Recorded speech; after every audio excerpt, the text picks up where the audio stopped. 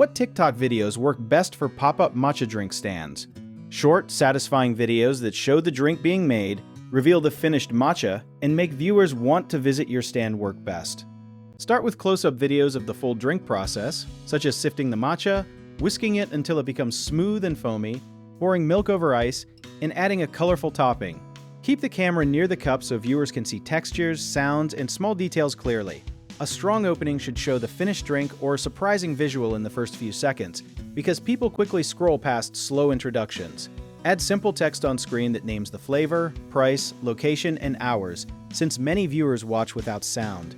Film customer reactions, but always ask permission before recording anyone. Location videos are useful too, especially when they show the stand, nearby landmarks, parking details, and the best time to visit.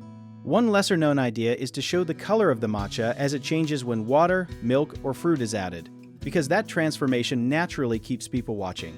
Invite viewers to vote on the next flavor, then actually make the winning choice at your next pop-up. A common mistake is making the video too long before showing the drink, so begin with the most appealing shot and explain afterward.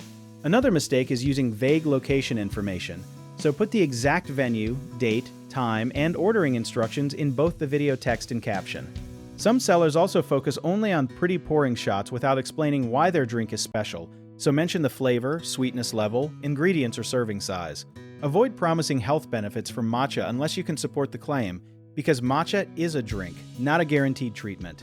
Also, do not hide the price until the end, since clear pricing helps interested customers decide quickly. If you enjoyed the video, check out our online resources that can really help get your business started in the description below.